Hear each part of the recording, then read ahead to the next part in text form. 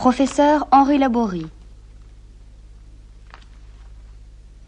Quand on prend un rat et qu'on le met dans une cage à 2 compartiments, c'est-à-dire dont l'espace est séparé par une cloison dans laquelle se trouve une porte, dont le plancher est électrifié intermittemment, et avant que le courant électrique passe dans le grillage du plancher, un signal prévient l'animal qui se trouve dans la cage que 4 secondes après, le courant va passer. Mais il ne sait pas au départ. Il s'en aperçoit vite. Au début, il est inquiet. Mais très rapidement, il s'aperçoit qu'il y a une porte ouverte et il passe dans la pièce à côté. La même chose va se reproduire quelques secondes après.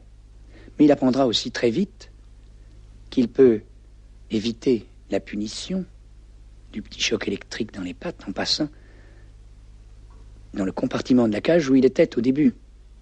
Cet animal, qui subit cette expérience pendant une dizaine de minutes par jour, pendant 7 jours consécutifs, au bout de ces 7 jours, va être en parfait état, en parfaite santé. Son poil est lisse, il ne fait pas d'hypertension artérielle, il a évité par la fuite la punition.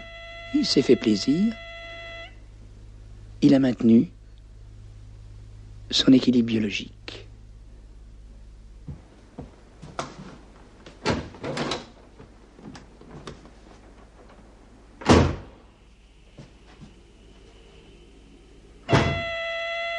Allez, viens, Thérèse, viens. René!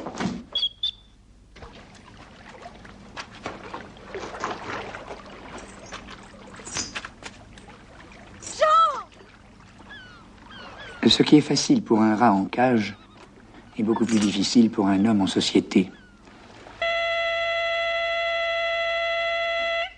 Dans cette seconde situation, la porte de communication entre les 2 compartiments est fermée. Le rat ne peut pas fuir. Il va donc être soumis à la punition à laquelle il ne peut pas échapper. Cette punition va provoquer chez lui un comportement d'inhibition. Il apprend que toute action est inefficace, qu'il ne peut ni fuir ni lutter. Il s'inhibe. Et cette inhibition, qui s'accompagne d'ailleurs chez l'homme de ce qu'on appelle l'angoisse, s'accompagne aussi dans son organisme de perturbations biologiques extrêmement profondes. Tu sais bien que si un microbe passe dans les environs, s'il emporte même sur lui-même, alors que normalement, il aurait pu les faire disparaître, là, ne le pouvant pas, il fera une infection. S'il a une cellule cancéreuse qu'il aurait détruite, il va faire une évolution cancéreuse. Et puis ces troubles biologiques aboutissent à tout ce qu'on appelle les maladies de civilisation ou psychosomatiques, les ulcères de l'estomac, les hypertensions artérielles. Ils aboutissent à l'insomnie, à la fatigue, au mal-être. Dans cette 3e situation, le rat ne peut pas fuir. Il va donc recevoir toutes les punitions, mais il sera en face d'un autre rat qui lui servira d'adversaire. Et dans ce cas, il va lutter. Cette lutte est absolument inefficace. Elle ne lui permet pas d'éviter la punition, mais il agit. Un système nerveux, ça ne sert qu'à agir. Ce rat ne fera aucun accident pathologique de ceux que nous avions rencontrés dans le cas précédent. Or, chez l'homme, les lois sociales interdisent généralement cette violence défensive. L'ouvrier qui voit tous les jours son chef de chantier dont la tête ne lui revient pas,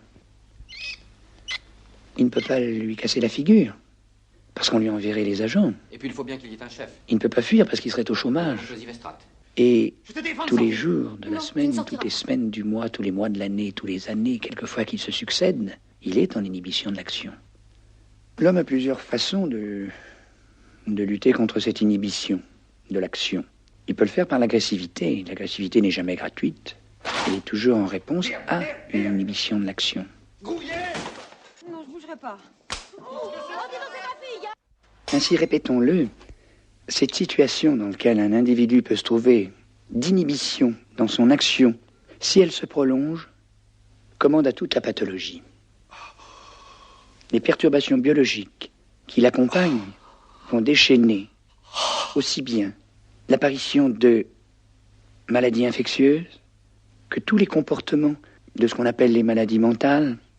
Quand son agressivité ne peut plus s'exprimer sur les autres, elle peut encore s'exprimer sur lui-même de deux façons. Il somatisera, c'est-à-dire qu'il dirigera son agressivité sur son estomac, où il fera un trou, un ulcère de l'estomac. Sur son cœur et ses vaisseaux, il fera une hypertension artérielle, quelquefois même des lésions aiguës qui aboutissent aux maladies cardiaques brutales, les infarctus, des hémorragies cérébrales, ou des urticaires, ou des crises d'asthme.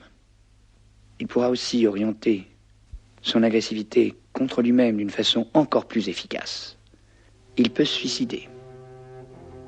Et quand on ne peut pas être agressif envers les autres, on peut par le suicide être agressif encore par rapport à soi.